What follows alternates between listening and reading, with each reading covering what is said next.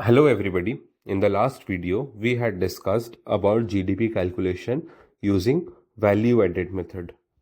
और आज हम लोग इसको फर्दर कंटिन्यू करते हुए डिस्कस करेंगे about GDP calculation using the income method. So let's start. GDP measurement के तीन मेथड्स होते हैं जो कि हमें ऑलरेडी पता है: value added method, income method and expenditure method. And we also know कि वैल्यू एडेड मेथड में जो भी जीडीपी आएगी that is equal to GDP in income method and that is equal to GDP in the expenditure method.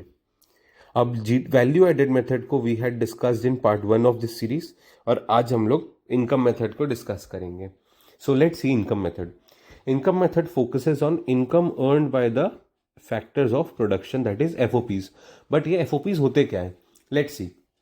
एफओपीज are those factors जिनके बिना ना कभी आपका बिजनेस स्टार्ट होगा, ना कभी आपका बिजनेस सरवाइव कर सकता है. जैसे क्या कोई बिजनेस लेबर के बिना सरवाइव हो सकता है या स्टार्ट हो सकता है? नहीं हो सकता है.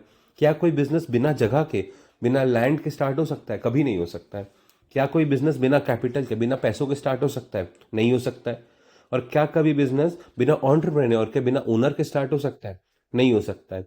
So these are the basic 4 factors of production जिनके बिना कोई भी बिजनेस कभी स्टार्ट नहीं हो सकता है. अब हर एक फैक्टर के एफर्ट के लिए उन्हें कुछ इनकम मिलनी चाहिए.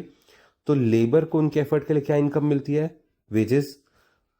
लैंड के लिए आपको क्या इनकम मिलती है? आपको पता ही होगा, रेंटल इनकम होती है. कैपिटल अगर कोई हो, अगर आपने बैंक से लोन लिया तो उसके लिए कैपिटल पे क्या इनकम जाती है? इंटरेस्ट इनकम जाती है. और आपके एफर्ट्स के लिए आपको क्या मिलेगा? प्रॉफिट्स मिलेगा. तो ये हैं 4 फैक्टर्स और ये है उनकी 4 इनकम्स. अगर हम इन सब इनकम्स को ऐड कर दें तो हमको पता चलेगा कि adding all this income we get the GDP. That is GDP is equal to sum of income of all FOPs. All FOPs. So GDP is equal to wages, rent, interest and profit. That is WRIP. ये हम लोग word use करेंगे for the ease of discussion. अब हम लोग समझते हैं using a very simple example. ये एग्जाम्पल लास्ट वीडियो से कनेक्टेड होगा, वैल्यू एडेड मेथड वाली वीडियो से. तो आई होप कि आप लोग उस वीडियो को भी देख लेंगे सो दैट आपको एक बेटर अंडरस्टैंडिंग हो of the example used in this video. In the last example we had discussed कि farmer produces wheat and sells to the baker. Baker produces bread out of it and sells to the shopkeeper and shopkeeper simply sells this bread to the consumer. अब क्या आपको नहीं लगता कि farmer के लिए, farmer ने कोई लेबर एम्प्लॉय किए होंगे व्हीट उगाने के लिए, तो उसे वेजेस देने पड़े होंगे. हो सकता है उसने कोई रेंटल इनकम किसी को दी हो सकता है लैंड रेंट पे हो सकता है लोन लिया हो किसी से, तो उसका इंटरेस्ट भी जाएगा और फार्मर के एफर्ट्स का भी प्रॉफिट मिलना चाहिए. अब सेम केसेस तो बेकर के साथ भी हो सकते हैं, सेम केसेस शॉपकीपर के साथ भी हो सकते हैं. तो हर एक लेवल पर WRIP तो comes into play. We can see that. अब now let's dig deeper into it. अब एफओपी इनकम. अब हम लोग सारे लेबर इनकम को तीनों लेवल पर ऐड कर लेते हैं. तो सारी लेबर इनकम गई वेजेस, ये है ₹120. लैंड पे रेंटल इनकम जानी थी ₹20. सब लेवल्स को मिलाकर कैपिटल पे इंटरेस्ट जाना था ₹30 और एंटरप्रेन्योर को फाइनली प्रॉफिट मिलना था ₹30. अब ये फार्मर, बेकर और शॉपकीपर तीनों की इनकम को मिला करके लेबर को इतना मिला, लैंड को इतना मिलता है, कैपिटल को इतना मिला और एंटरप्रेन्योर को इतना मिला. अब by adding the total income, wages 120, rent 20, interest 30, profit 30, आता है 200. और अगर आपको याद होगा लास्ट वीडियो में भी हमारा जो जीडीपी का वैल्यू आया था वो आया था ₹200. इस केस में आपको दिख गया GDP using income method is 200 और लास्ट और पिछले केस में वैल्यू एडेड में भी आपको पता है कि जीडीपी आई थी 200.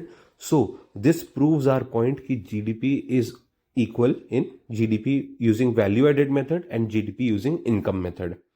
Now, the major point of discussion is what all is not included. क्योंकि ये बहुत सारे एस्पिरेंट्स को डाउट होता है क्योंकि इसमें उन्हें क्लैरिटी नहीं होती है. तो इसको आज हम लोग बहुत ही बेसिक तरीके से समझ लेंगे कि what is not included and why is it not included. ये ज़्यादा इंपॉर्टेंट है, व्हाई क्वेश्चन ज़्यादा इंपॉर्टेंट है. One is transfer payments. Transfer payments क्या होती हैं? जैसे स्कॉलरशिप्स. अगर आपको स्कॉलरशिप मिलती है तो क्या आपको कोई प्रोडक्शन के लिए मिली या कोई वैल्यू, कोई आउटपुट क्रिएट करने के लिए मिली? आउटपुट के लिए तो नहीं मिली. तो क्या ये हमारे इनकम मेथड के थ्रू जीडीपी कैलकुलेशन में आनी चाहिए? नहीं आनी चाहिए, बिकॉज जीडीपी कैलकुलेशन में तो इनकम मेथड क्या बोलता है, फैक्टर्स ऑफ प्रोडक्शन।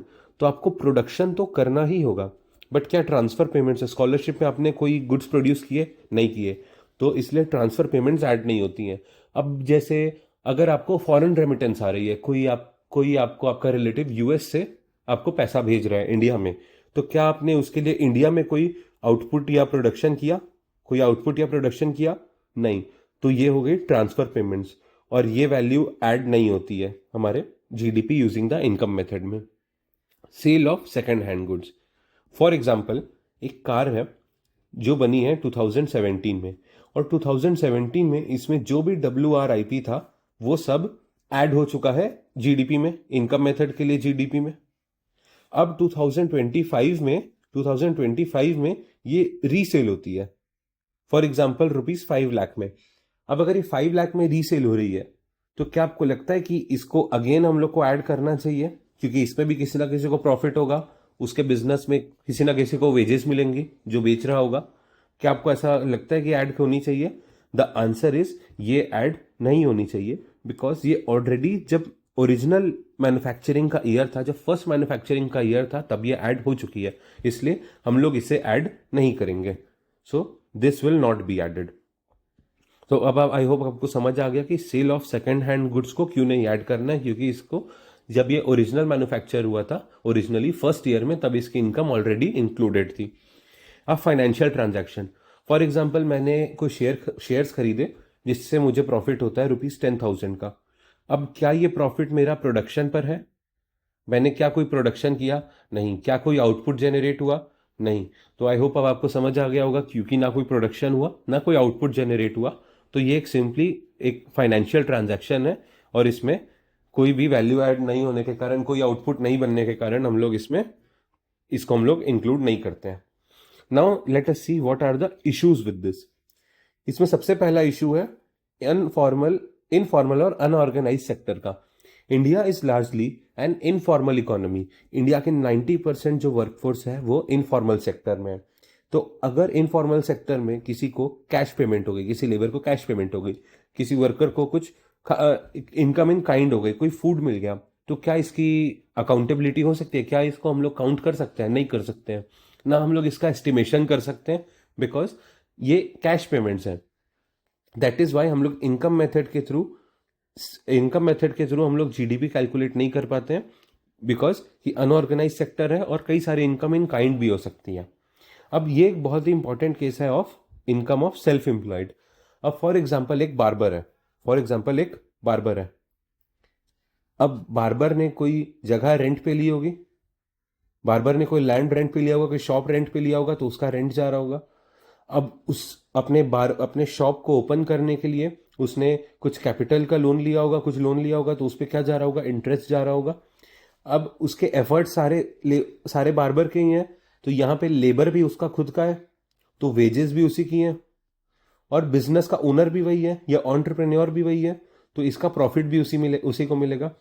तो now you can see in this case कि यहाँ पे तो मिक्स्ड इनकम चल रही है, कि वेजेस भी उसी मिल रहे हैं, प्रॉफिट भी उसे ही मिल रहा है, और अगर खुद का कैपिटल है तो इंटरेस्ट भी उसे ही मिल रहा है, और गलती से खुद का लैंड भी है तो रेंटल इनकम भी, नोशनल रेंटल इनकम भी उसे ही मिल रही है।